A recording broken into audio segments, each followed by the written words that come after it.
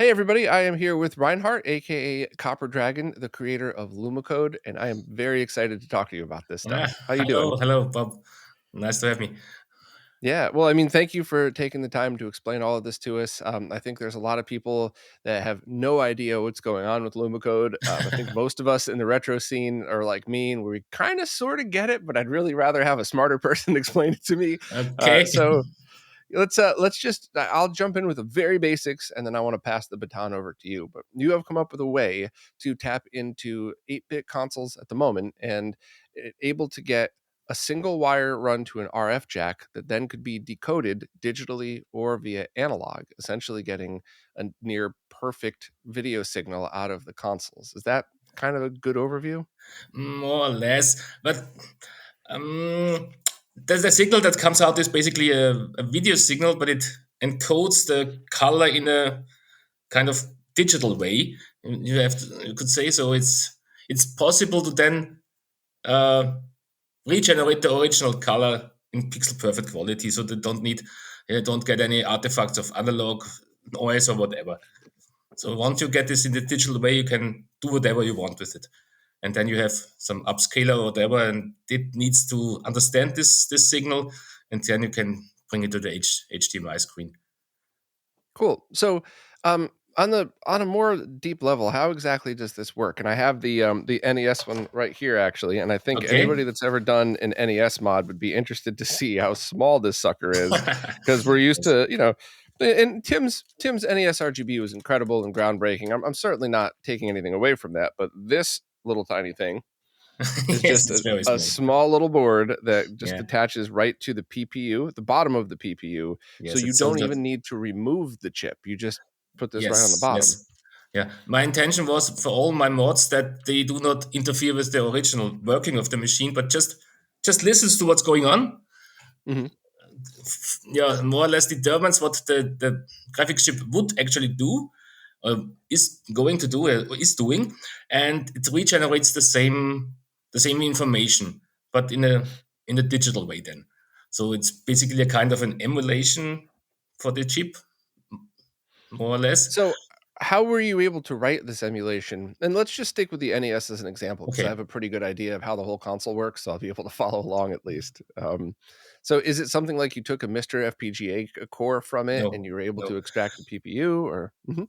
No. Now, basically, I use this all the documentation that's available for this chip. This NES Dev web page has very Mhm. good documentation for every bit of this and all the inner workings of the chip. And more or less, this is my source and doing some trial and error and experiments myself.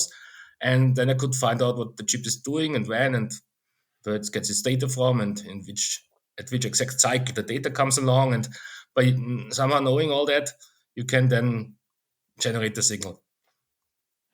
So it's basically it's reading the signals that are going through, and Yes. it's as it's the signals are coming, this is being done in real time. So do you have Yes. an idea of how much latency it adds? 200 nanoseconds, I guess, something like this. It's below a We could microsecond. we could go ahead and call that 0. Anybody Okay, let's call anybody it that zero. It's complains, yeah, basically nothing. 0. That's basically real time. Excuse me, Yeah. it's winter and I get one of my first colds of the winter. Last year I Ah, was really sick all the time and oh yeah. I've been lucky, but yeah, I'm going to try not to cough into the mic, but um all right, so it's reading all this stuff in real time and Yes. the data that's coming through. So if it's the NES PPU, you're sending essentially close-ish to composite video data with the colors and where the sync information is on screen, and then where More or everything less, yes. The is. sync Mhm, information. I just replicated this more or less the sync structure of the composite sync. mhm. And instead of generating the video signal, I add this Lumacode signal. That's basically also kind of bit like looks a bit like luminance, but it has this additional stuff inside that is the color information. So if you So, look at this Lumacode signal on an oscilloscope, it looks basically like a regular video signal. hmm, and is the name Luma code because you're mostly scanning the Luma information to get the brightness and sync and then adding the color yourself, or is that because No, of no, how you're no, outputting nah. it? actually Ian came up with the name because somehow we just generate a video signal that just contains Luma and nothing else. If you just look at this, it has no color burst and no real color subcarrier or whatever. It's just you can look at it as a monochrome monitor and it looks perfectly like a monochrome picture, but with very fine details, and these details do encode the colors. So we call it Lumacode because we encode all the information into the luminance. So that's how the color is extracted, is it's encoded into the luminance We with a encode every color, code, let's just say. everything. We encode everything into the luminance signal. So there is no subcarrier and no additional thing.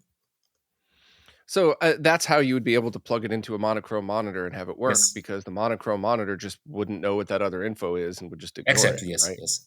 You can also plug it Interesting. into any TV. So it can Oh, wow. it just shows a black and white picture and had this vertical fine detail stripes which encode the color. So can that's one of the things I wanted to do, that you can just troubleshoot the thing by just plugging it in the simple monitor and you see if the Luma code signal is there. You won't. That is very incredible. It's not Um, of much use because it's just black and white and looks weird, but to see that it's working. and has anybody done anything like this before? I've certainly not heard of No, it in the retro I think world. I came up with it completely. That's really cool. That's very, very cool. I love completely different approaches to solve a problem like this, because Yeah, yeah, there's just there's so many things that this handles for people. So first of all, you don't need to remove any of the chips. You yes. have a completely stock NES at this point. If you wanted to, you could just probably run the single cable through the bottom hole, so you could have a no cut mod with just an RCA jack dangling out the Yes, back. yes, that's intended to do that. So just you need to cut a few traces and then solder the cable to the monochrome to the normal RF jack and use this instead of Yeah, that I mean, using that is very, normal very laser, of cool. But I course. mean, even if for whatever reason somebody wanted to keep the RF jack, you could just run the wire straight out the back and just have it, Okay, yes, you through the can. Yeah, vent sure. hole, and that way you just don't even have to cut anything. Yes, Um, yes, of course. but so keeping, no chips being removed, keeping the full stock functionality, not having to cut any plastic. I mean, all of that stuff is just what everybody in the retro world loves. But the decoding side of things too, that's where it got really interesting, and that's where I was hoping you could explain a bit about that Mhm. as well. So, the Marcus has kindly added Lumacode to the OSSC and OSSC Pro, but you also have some boards that have both analog and digital output at the moment, right? I didn't get this last sentence, please. Did you also create boards that do the decoding, so people could buy the Lumacode board, this thing to install, but also have another thing externally Okay. if they want HDMI? So now I'm not building these. I'm selling these, but the main maintainer of this RGB to HDMI is Ian, who does all this work on this side. So Okay. basically, it's a kind of cooperation between me and the RGB to HDMI team, which is he basically. So we together made this possible. Let's say that. And now it's also possible with the OSSC. I don't think every Luma code source is supported by now, but maybe I don't know. Maybe he will get Marcus is more. really good about adding stuff though, so as more code gets added, as he has extra time, I'm sure he'll just add that to the OSSC Yeah, code as yeah. well. Okay, so But so on the decoder side, so if you have an OSSC, that one's pretty straightforward. You get yes. HDMI out, it treats it as if it was the exact same signal as the NES, so you could use the same profiles and all that. And of course, if you wanted RGB or component video, you could just use a digital to analog converter on the output side, provided you could actually find one that works, because that's really hard these days. Um, but the RGB side of things, the analog board that you guys are selling, um, how does that work? So the Lumacode plugs in, and it's a little box that has an RGB output. Could you explain that a little bit? um, okay. This the thing we sell is this RGB to HDMI system.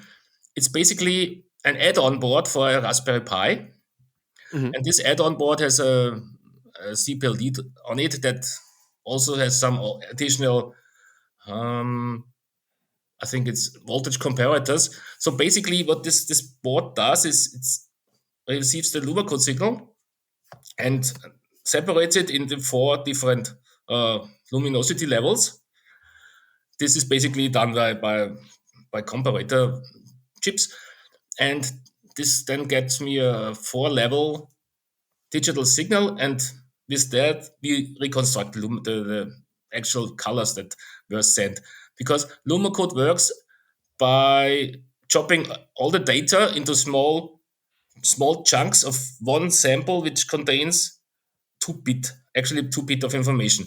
This sample can have 4 different luminosities, and with these Mhm. possibilities, you can encode 2 bits. And when you have 2 bits, and you have another 2 bits, and another 2 bits, you get the 6 bits you need for the NES, for example. And this is how all the colors are transferred. That's pretty awesome. And the kit that it's available, it outputs just RGB, and then you get the audio signal from whichever console you've installed it into Yeah. directly. Correct? The thing I do is basically this Luma code is just video. That's right. And normally, you also, for many machines, you have some separate audio, and this you do whatever you want. Currently, we have no support for this audio, so you plug it into your, don't know, stereo top or whatever. So we just care for the no for the video side of things. I think we have some audio additional planning, but I don't know when this will be built there. The OSCC already can do this, of course. It can Yeah. join the audio and the video into one HDMI stream. This is then, of course, very convenient for streamer and everything. Yeah. I think we So the also get only there eventually. Yeah, the only scenario in which I think you would need to worry about audio at all is your external Lumacode to HDMI box, which, to mux audio into that would be great just to get that signal through. But that would be the only scenario. The Hmm. OSSC obviously has it taken care of. If you're going RGB or component, then you obviously have some kind of analog audio input anyway. So just grab it from the console. So, that Yeah. all of that stuff is fairly easy to, except for the external box. So at the moment, the external HDMI box is just video, correct? Yes, I think I may need to clarify something. Our solution that we sell has nothing to do with RGB actually. So this is Okay. Luma code from the machine, from the Mhm. NES, for example, goes into this upscaler machine, in this upscaler device, and this generates natively HDMI. So we don't have RGB or anything like that. Okay, so there is no external RGB box at the moment. You would have to then go from HDMI to RGB via a DAC. If you want to have RGB, then yes. Actually, I do have one thing, but it's not really readily available now. It's just a kind of HDMI to SCART converter. If you really want to use this signal, then at the CRT or something like that. So, but it's not available right now. So I need to build more of these. So that's something that we desperately need in the scene because for a decade, I would tell people go to Amazon and buy one of these 3 or 4 DACs. And 9 out of 10, 240p will work fine. One of them it won't, so it's Amazon, just return it and get another one. Now it's Mhm. the opposite. You buy 10, 9 won't work with 15 kilohertz at all. Not 40i, not 240p, and maybe one will if you're lucky. Mhm. And I tried contacting the larger chip manufacturers about this, who they don't give any information unless you've already placed a purchase order for 100,000. Lontium is not answering anybody's question ever. But what I kind of extrapolated through figuring the codes on the chips out is that when they respun another ASIC of their chip, they probably removed 15 kilohertz compatibility from it. Now, this is all speculation. It could be the board layout. It could be a lot, but it's speculation based on years of trying to look into this stuff. Mhm. Mhm. So Yes. we're in the scene have no options now for anybody looking to go from HDMI to RGB Okay. correctly with it being processed. So if you Uh-huh. have a board like that, we desperately need it. That's interesting because I have this product more or less, had it in store for a year, but nearly nobody was interested in it. So maybe nobody knew Because what it does. we didn't know it existed. That's the Maybe only yes. reason. So If I what it did a video on it, or if anybody in the scene did a video, I'm not trying to blow myself up here. Me, My Life in Gaming, Tito, if anybody did a video showing people that this was available, that you would have sold a ton because we have a lot of HDMI mods for consoles now. And when you Mhm. have those that are able to output direct 240p, then you could take a device like that and say, all right, well, I'm mostly going to just use it on my flat panel, but sometimes I really want to use it on my RGB monitor, on my consumer Mhm. Mhm. CRT, whatever Yeah. else. So yeah, I that's a don't know pretty if big deal. I don't know if it really works like this. What you need for if you just have some. HDMI signal because it's very specific. This device, it relies on the source to deliver an HDMI signal with, I think, 280p or something like this. It's just extremely unusual for HDMI. So Hmm. that the generating deck then really makes individual scan lines. Our HDMI system, our RGB to HDMI supports this. I also got it to work on some Windows machines and some emulators, so you can play this emulator with perfect CRT, but it's very strange, I guess. Yeah. And you're right, this Yeah. is pretty difficult to get chips for that. I think I ordered from Amazon, I think 20 or something like this, and tried everything, and one or two worked. And so I used these and take the chips out of them. So it's a bit of Yeah. a hack, of course. I hope this stays available. I don't know.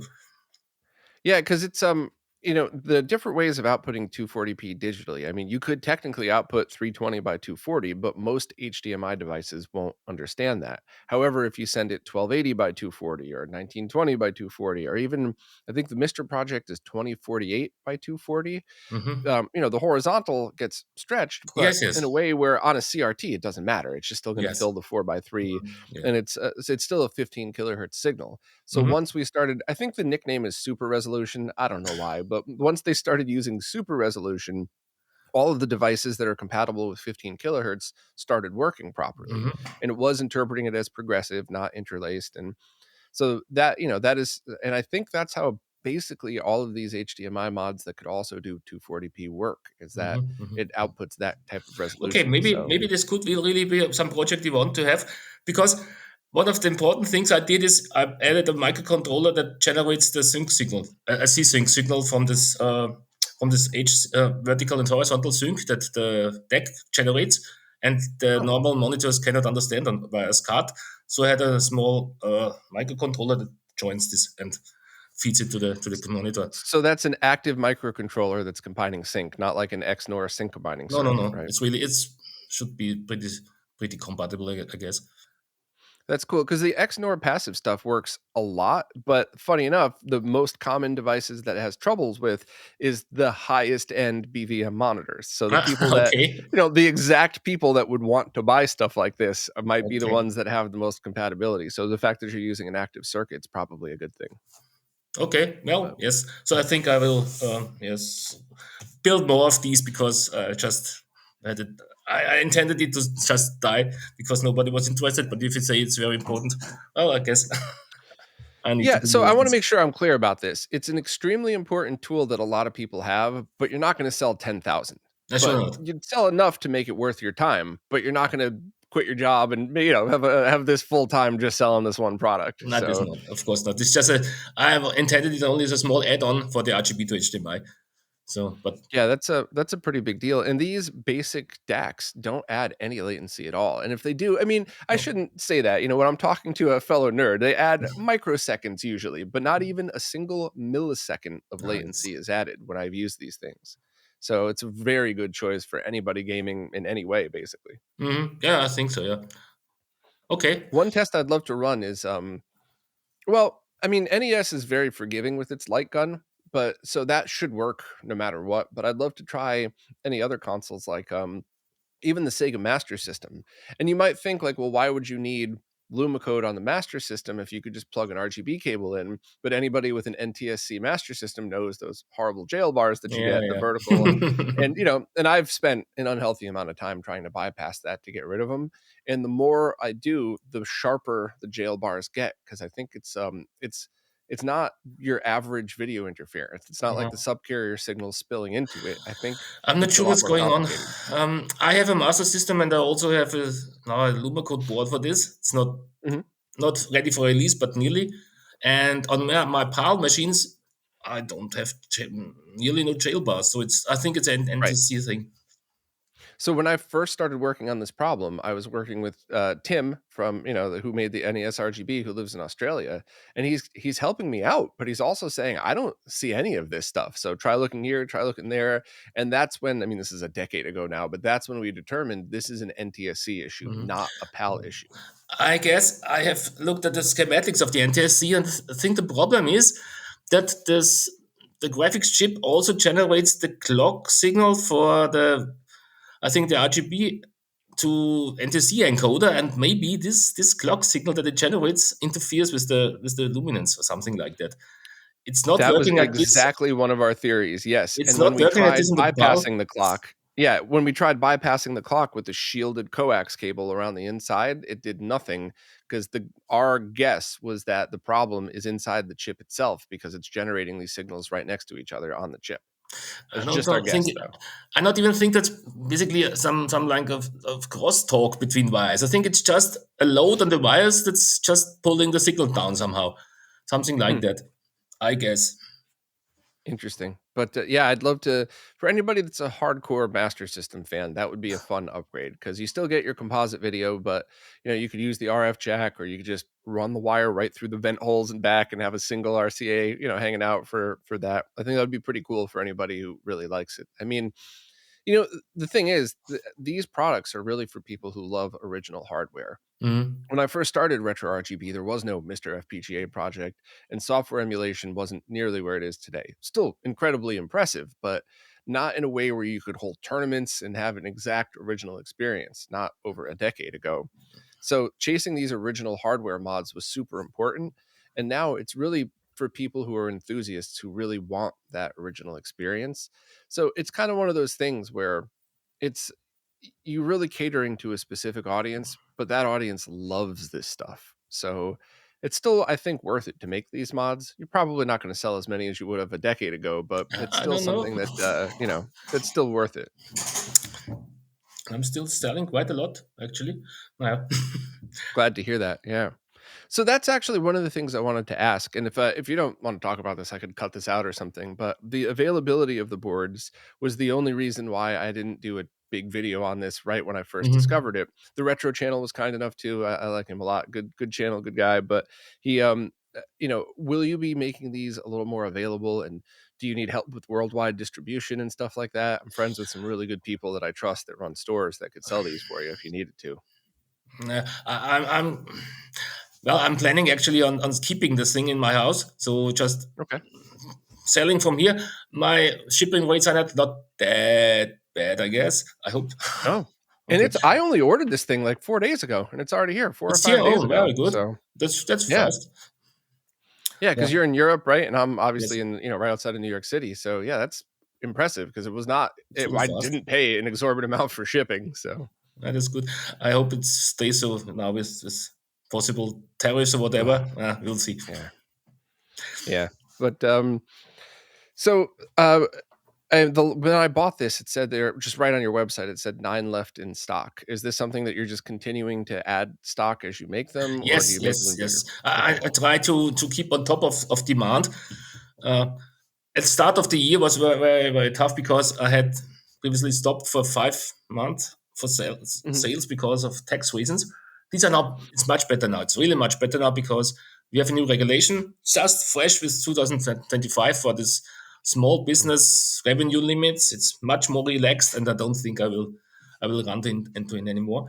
So it's Oh, that's basically, great. I think it shouldn't hinder me anymore. So Yeah. I try to produce as much as needed, so to keep on top of demand. Some things I don't have now, for example, this HDMI to SCART, I don't have at all. But Mhm. yeah, I plan to. If you really say it's important, I plan to make more of these. And the other stuff, I always try to have everything more or less. Yeah, I'll buy one of those as soon as it's available, and I'll do a quick little video on it. But the tax thing is worth just quickly talking about because I think anybody who hasn't done stuff like this just wouldn't know. I'm not blaming them, obviously, but I didn't know how different countries were wildly different with their taxes. And the Yeah. US gets a lot wrong, but how they treat very small businesses with the tax stuff is actually mostly fair. So it's we don't really have to deal with that here, but there's plenty of other countries where even starting a business is extremely expensive, and then if you make past a certain amount, you get taxed ridiculous amounts of money to almost make it not worth doing at Yeah. all. Yeah. And that's a And, bunch of countries. and the main problem in the EU is if I'm a small business, I'm exempt from this value added tax. So it's very very good for me that I don't have to pay this, and it's very Okay.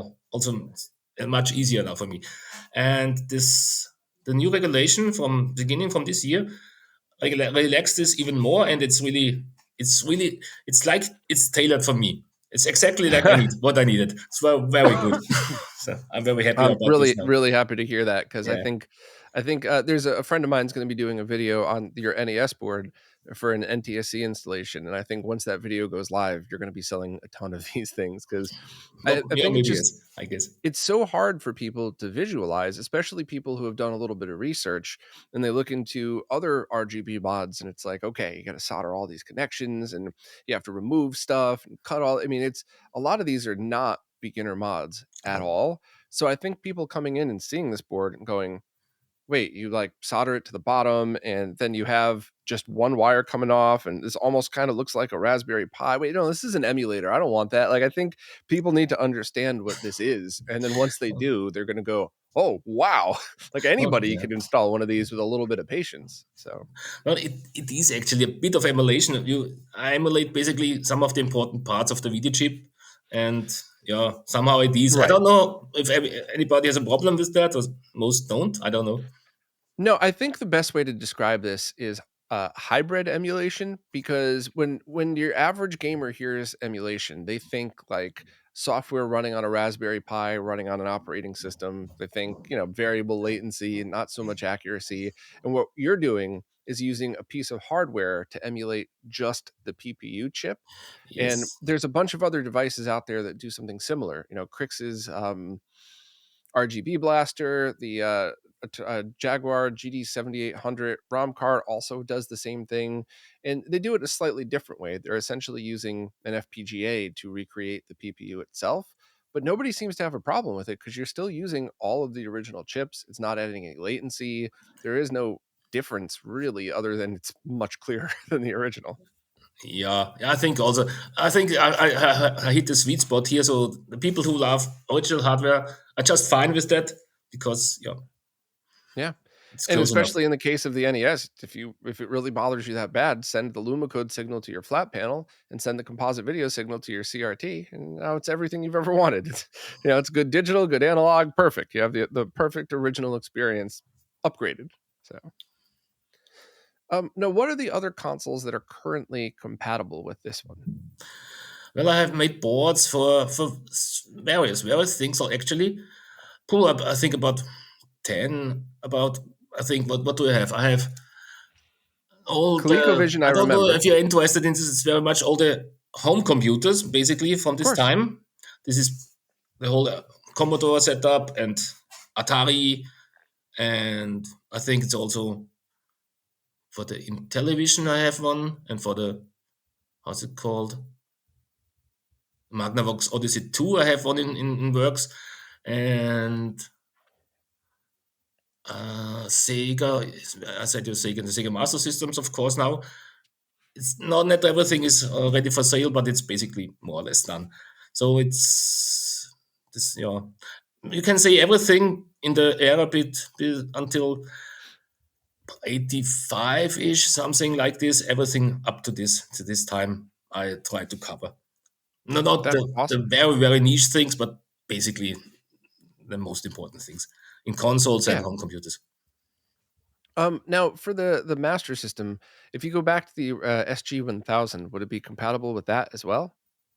The first Master System, essentially from Japan. I don't know. I don't know. I have a one. My machine I have is a Master System 2 actually, Hmm. and I think the normal regular Master System will also work. In this case, it's a little different because I do not do this emulation. I really just Hmm. take the signals. We have RGB in the chip, so I can just take the chip's output and resample it to Lumacode. Hmm. And I really hope it works for NTSC as I intend because I do this sampling in three time phases so that I can compensate for this jailbar effect. I hope this Hmm. works, but I need someone to test this for me. Well, I'm not. I'm sure there's plenty of modders that would be willing to help out with that one. I hope so. Um, Yeah. the SG-1000 is interesting because a lot of people just don't use them because you could use those same cartridges on Japanese master systems, but they also only output RF. So that's one of those Hmm. things where that'd be a very small group of people who would want that, but that would be a help too. But it's easy to get down that rabbit hole of how many things could you support, and then Yeah. you spend a ton of hours on something and you sell 5 boards. So Yeah. Do you know more details about this Japanese machine? Do they have the same video chip? Like, it is the earlier version of the same chip. I'm oversimplifying a little bit, but it's essentially that. And because the master system, aka the SG, the SG 3000. I'm drawing a blank here. My cold's really messing with my head. But basically, the second revision of the Japanese master system is the version that has what the same video chip that we all know around the world. And the version before that is the one that it supports. And the SG-1000 is also interesting because that original, well, the second video chip doesn't handle the colors right from the first. So if you plug an SG-1000 game into a master system, you're not going to be able to see the exact colors that you would have on it. So it's kind of an interesting thing where getting a Lumacode mod might actually just make those games look better overall. yeah, I don't know the exact details. How my mod works is basically it uses the RGB output and tries to determine which of the four values each of these RGB signals has, because it's all just a 6-bit RGB Mhm. value. So it's just can actually exactly sample this down to 2 bits each and use Luma code encoding for that. If this this machine you say does the same thing, I guess it should work also. Hmm. So, for the NES, there's always the debate for which is the correct color palette to use because, NTSC never the same color, and there's been a lot of really, really good work out there to get exactly what you should expect. But the problem, especially for old guys like me, is if you had a TV that you grew up with, that's what you remember it as. Of course, yeah. And that's why so many people remember like the sky in Super Mario Brothers being purple, and so many people remember it being blue. And so, does the Luma code board have the ability to switch color palettes, or The is it Luma always just the same one? the Lumacode board itself doesn't care. It just emits this digital information. It's basically just the palette number, the number of the Mhm. palette index, and it doesn't even know which color it should be. It's just color 17, whatever it is. And then the RGB to HDMI upscaler or the OSSC then does the coloring. And if you need another palette, you need to switch it in this upscalers if they support this. I don't know. I don't think that the OSSC supports palette switching by now, and I think for the RGB, it's also RGB to HDMI. It's also I don't know if it's really there, but it's easy to upgrade it in software. So later you could possibly see upgrades and more palettes if you want to.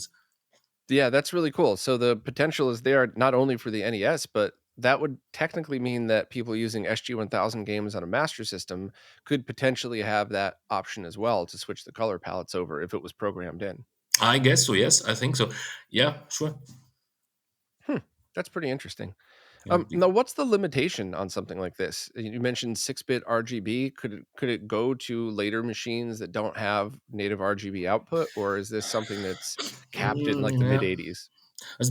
There were more or less limits to what the Luma code signal can really perform, because it's limited in bandwidth and everything, because it's one cable solution, and it should be uh, possible to do this for hobbyists, and you don't have, I don't know, RF technicians working on that. So basically, we came to the conclusion that the data rate we have for the Atari 8-bit machines is basically the limit of what we can really do. And from then on, it's starting to not work really well. So it's basically, you can say, we have, how much is it?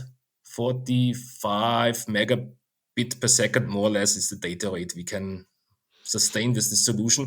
And this is Atari 8-bit, the master system.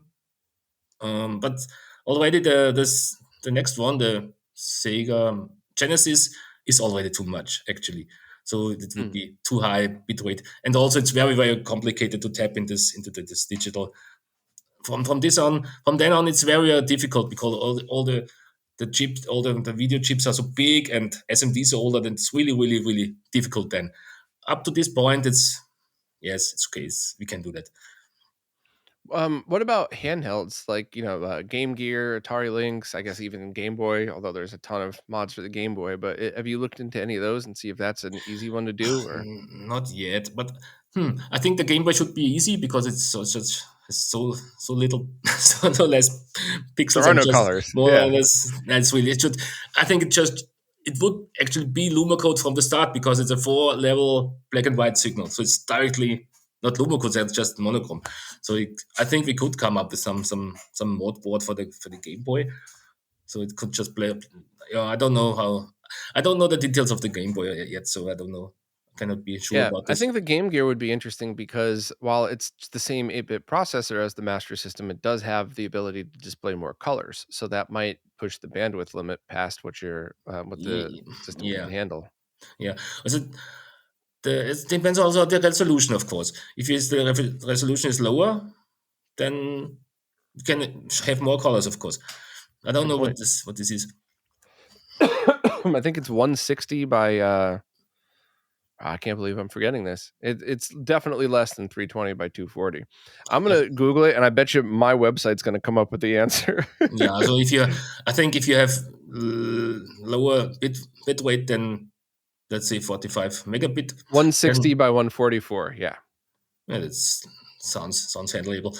Yeah, I think the problem is then how to tap into the signal and how to extract this digitally, and so this is this is all these Luma code boards, all these digitizer boards. Every single board was a big puzzle on its own. So it's really always one hard nut to crack after the other. But once it's done Yeah. forever, and it's good. Yeah. I mean, while I'm asking questions because I'm curious about this stuff, I think the path that you're already on is the way to go. Stick with those consoles like NES, Atari, Coleco, and television, all those that don't have any other easy option, and the Master Systems that help too, just for people that want a clean output from it. But working on those is really going to be the focus because if there's anything out there that already has existing fairly easy mods or easy alternatives, then you're definitely not going to sell as many as the ones that you've Of course already not. concentrated on. So I always ask questions because I'm curious. I love this stuff. So how did you get into even coming up with this idea at all? Are you a video engineer for a living, or are you? Yes, I'm engineer since actually day zero. Let's say that. No, I don't know. Now, well, I'm not an engineer electronically, but I was always interested in this electronic stuff. But I'm a software Mhm. engineer, basically by Hmm. education and by training. Um, but I always interested in electronics, and I think I do this since 10 years now, tinkering with this all this retro machines because I love these retro machines from the engineering standpoint because these machines are devices one single person can more or less understand. Later Yeah. machines like PC or Xbox or whatever, I think there is no single person in the world who can understand this machine in all details. That's no longer possible. But for the old machines, it is, and that's what appeals to me. So I can really dig down into details and do stuff with it, and also do soldering on this because boards are so big and have through-hole components and whatever. So it's really nice for hobbyists to do that. Other things you can just swap modules and that's it. Yeah, agreed. Installing something like this into an NES is something that anybody with a little bit of patience could do. But when you start to get into some of the later stuff where you need flex cables and a magnifying glass, and it just, you could do it, but it's not easy at all. That's not easy. That's awesome. So what are your short-term plans for this? Just keeping stock in, just trying to finish up the other consoles that you have done Yes, for it yeah, and yeah, those yeah. extra I have modules. I have the few things that are not on my store yet to bring it to the store. I need some testing and stuff, and then keep selling stuff. So that's Mhm. one thing now. Um, I don't know how much time I have for development. It's quite not so much now because I keep running after demand, so I can Mm. run to keep up. But I think this will slow down this the next months probably because at the start of the year, I experienced all this backlog from the last for the second half of last year, but now it should come down a bit, I guess. Now, if you make your videos, then maybe not. I don't know. Yeah. Well, Yeah. after this one comes out, you're probably going to have some interest. But after my friend's video come out, I think we'll warn you before it does, just because I think you're going to get a ton of orders all at once. Because it's yeah, they do a great job presenting this stuff. Okay, so But need to stock um, up with this NES plugin. yeah, definitely. And Yeah. so for people who want to order, you just go straight to the same page that I bought this from, and then just basically go from there, right? Like you pick whichever console you want, NTSC PAL, and um, now are these reprogrammable by anybody at home, or once they're shipped out, that's it? No, this is always. I don't know what you mean. Programmable, or what do you say? Yeah, so let me just hold the chip up so people could see it here. So I didn't even take the just cutting it open now because I didn't even take the um, padding off of it. So, yeah, all right. So this, if you're listening audio only, this is a chip that's basically the size of the bottom of the PPU on the Yeah. NES that slides directly over the pins. You just solder, each of the pins, and then there's just two pads on it, and that's where you pull the Lumacode signal from. Yes. Pound So and Lumacode. Mhm. now, is this when you say NTSC and PAL compatible? Is that something that's encoded on this board Yes. or on the It decode just detects version? the signal, and it just detects the. I'm not sure how it works in this case. I think it's the relation between some internal signals, so I can just decide which is it. Is it NTSC or PAL, and this implementation just switches the mode to the other one. It's very similar, but it needs to do some Okay, so adjustments. this one board is actually compatible with both NTSC Yes, and PAL yes, then. yes, All right, yes. that's what I was getting at. So Yes, there's yes. You don't really need to do then anything. yeah, so there's no reason for a home user to ever reprogram it. So if they bought a PAL, if they bought it, expecting to install it in a PAL version, and then no one has to worry about accidentally buying the NTSC No, no, version. that's It's okay. Now just you can use it. There are very few mods that do not work in all machines. I think I have Mhm. one for the C64, and there is one very extremely rare specific variant of the VIC2, and that's not working out of the box. But it's the only thing. So it's Mm. really seldom that I have this problem. Well, that's very easy then, because that way any of the other enhancements like the color palettes and stuff could be done on the decoding side, so you don't have to worry about disassembling your entire console if an update ever occurs. You just update the That's true. OSSC, update your board, etc. Yes. I expect the most updates to happen on the upscaler side of things, on the RGB to HDMI. There you can add palettes, you can add, I don't know, whatever. You can change the appearance in the most weird ways, because this Lumacode system is really designed to extract the pure internal data, more or less, from the thing. And what you do with it Right. is then up to you. So the RGB to HDMI that you have. So that one is $49 on the Tindy store. Yes, So it's obviously cheaper than the OSSC would be. So people don't. My suggestion is if you own an OSSC, just use it. No disrespect to you whatsoever, but the OSSC is a great tool. But if not, obviously buy the cheaper product just to get it working. And it's just a small basic board with a couple of buttons on it that has the RCA input and then an HDMI output, right? Or no, it's that's, the hat for the Raspberry Pi Zero, and the Raspberry Pi Zero is the thing that gets you the HDMI output. yes, that's doing more or less the heavy lifting then. So it's the combination of the Raspberry Pi Zero plus this head that it gives you the RGB to HDMI device. Yeah, and Raspberry Pi Zeros are still, $25 give or take, right? At least, what I'm looking on Amazon. I'm sure you could probably get them cheaper Yeah, elsewhere, no, but it's it's not totally about cheap. that. Yeah. My intended thing was also this upscaler thing can be a bit more expensive because you can use it for many different machines. So you Mhm. can have, if you're a collector, you can add Luma code to 5 machines and use the same RGB to HDMI for everything. Just plug in a different one, so it's a one-time cost. Now, if anybody uses a basic mechanical composite video switch, that should be zero problems because all you're I doing is guess. passing a handshake so that's not like a digital decoding going on or anything No, like no, that, right? one plus it. So the cables shouldn't be too long in this thing. I think I don't know how long it should be. 3 meters maybe, I don't know, but shouldn't be shouldn't use too long cables because you run into problems, specifically for machines that have the higher bit rates for the Atari, for example. So what would that problem look like? Would it be video interference? Would it be video signal dropouts? No, it would look like some pixels get flickering or something like this. Random flickering pixels Okay. across the screen. So that's obviously not going to harm anything though. So if people No. want to check to see if they could use it with a switch and some cables, Yes. set everything up and start gaming. If it works, you win, and if Yeah. it doesn't, get shorter cables. Yeah, yeah, So sure. cool. No, that's awesome.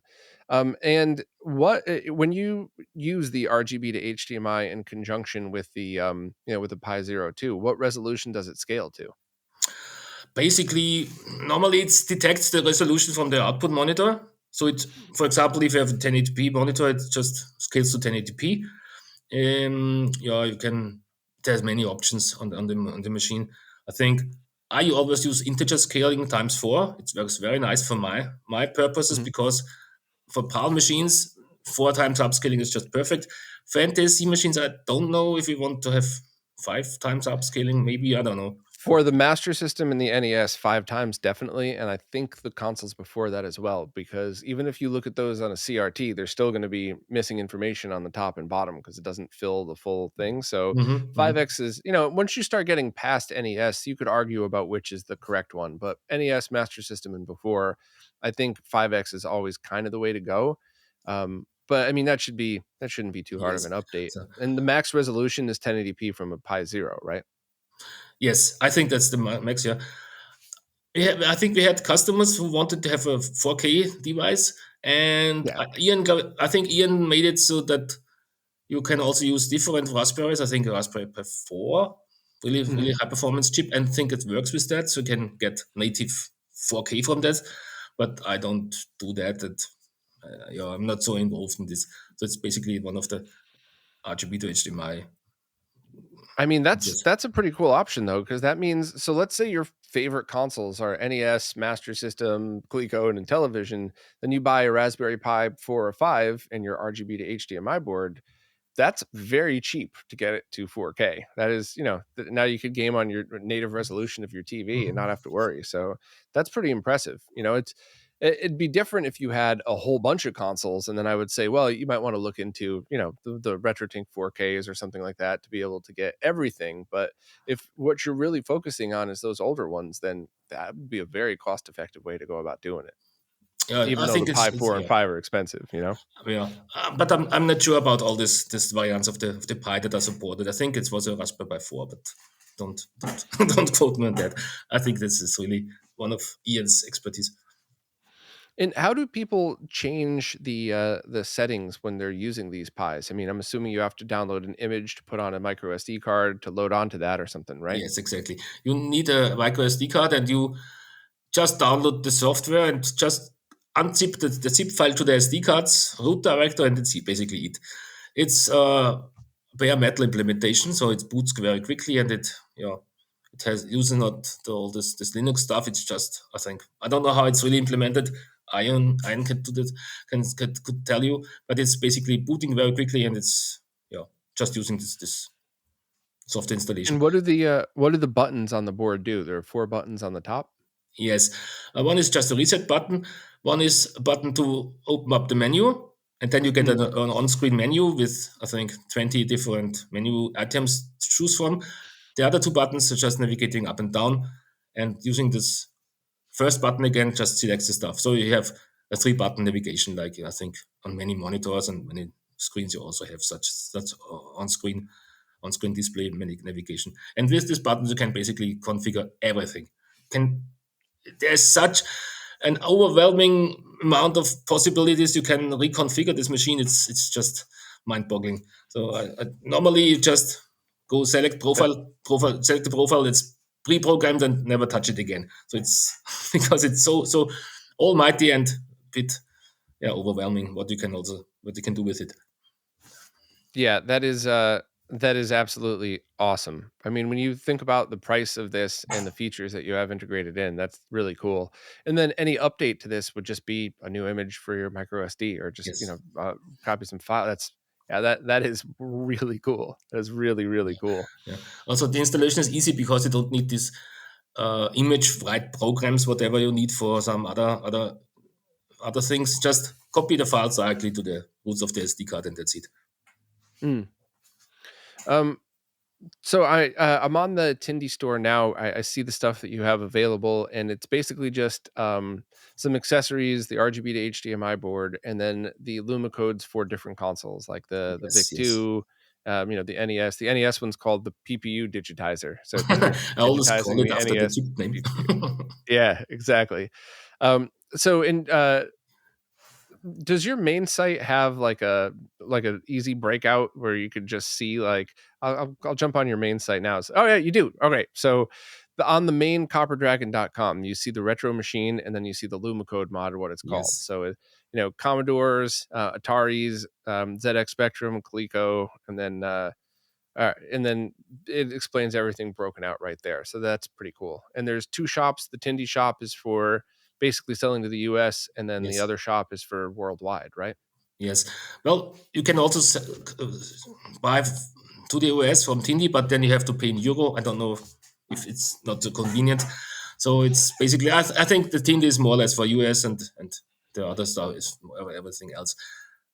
I must also admit the no the things I have are a little limited in the Tinder store. I only have 10 items there, and some specialty items are only in Europe, so only on my Copper Dragon page. So if you want to have access to the full range of products, you can go to my dedicated copperdragon.com store. Hmm. Yeah, I'm looking at that one now. So you got some extra options. I see the sold out HDMI to SCART, but that's exactly the That's device exactly that I what was I hoping told you. for. Yes. Yeah, and the analog RGB to HDMI. Mhm. That's the one thing that I wasn't 100% sure on. Was that literally just an analog to digital No, converter? no, no, not really. Okay. Analog is a bit much to say because it's just it has RGB, but it can only determine four different levels of RGB. So it's basically for very old retro machines that have this. I don't know, for example, the some Spectrum or some uh, how it's called, Amstrad machines that have some RGB, but it's a three-level RGB, for example, and that's usable for that more or less. I It's think very that's what special. some people referred to as digital RGB from older consoles, and some Not Sony PVM monitors have that. Is that the same thing, or is that? it's not really digital because this digital RGB was really just off or on for red and blue and green. So have Mm. eight things. But this is a bit more. It has four levels of possible values to get some intermediate values, but not really complete full RGB for that. Yeah. So it's basically it's intended for these machines that came out before 1985, I guess, something like that. So it's not PlayStation style stuff. So you cannot use this for that. Right. Gotcha. Well, it's still, I mean, you have a very cool range of products, and yeah, I mean, this was very cool getting the full rundown. Is there anything that people who are interested in these products should know that I forgot to ask you or anything like that? Because I really just want to make sure to get all the right info out. Phew, I don't know. The problem is I don't know what the people need to know. All you really need to know is you follow the instructions to solder it to the underside of whatever the chip is. You run the single wire to an RCA jack, and then you have that going to some decoder, whether it's the In this case, OSSC yeah, or your board or anything like that. for the NES, yes, for the NES, it's pretty straightforward to install this. Um, One thing to know, maybe for the NES, I don't know if it's really an issue because the NES has quite some revisions of these graphics chips, specifically Mhm. for NTSC. In PAL, it's very the chips are more or less all the same. But for NTC, there was some older variants of the chip and newer variants, and they have some slight incompatibilities, I guess. So I think Mm. one of the chips has some weird bug, and I had to more or less re-implement this bug in my implementation so that it all matches up together. And if you have a newer chip that doesn't have this bug anymore, my bug implementation would be not compatible then, and it would have some video glitches, I guess. So maybe if you stay with this most usual chip, which nearly everyone has, shouldn't be a problem, and otherwise shouldn't be a big problem, I guess. But could be that some glitches appear with other chip variants. And if somebody ends up with one of those chips, the games are still playable. You just see glitches now and then. Yes, but very, very seldom because Okay. this one bug is really. I think the only game I ever saw this bug really happening was Bubble Bobble, and only if you Mhm. have more than eight, no, more than four things in one horizontal scan line, then it gets somehow crazy. Yeah, Hmm. Okay. Okay. but it's really, really, really seldom. Well, look, I can't thank you enough for taking the time to explain all of this stuff. I mean, this was I've obviously been a fan since the first moment I saw it on the Retro channel. So and it was just awesome to talk to you, and Yeah, thank you for taking the time. And yes. are you, if people want to follow you, are you on social media at all, or are you mostly just going right through your website? Your website, yeah, my website has some contact data or some contact box, I guess, but you can also just, yeah, email address is there, shop at, I think it's shop at copperdragon.com. Yeah. I have also Cool. another email address. We can then later communicate if you have established some business connection then, but for initial contact, it would be the best thing to go through Cool. the shop. Well, Also, thank the you Tindi again store for your time. Oh, has also sorry. this. The Tindi system has also possibility to mail or to send messages. It's also a Yeah, possibility. that's how I was able to message you right Yes, through Tindy. So yeah, cool. it's okay. Awesome. Well, thank you so much for taking the time to do this. I'm sure we're going to follow up at some point when you have new products, and thank you again for creating such a really, really Yeah, awesome you're product. welcome. Okay, okay, ciao then.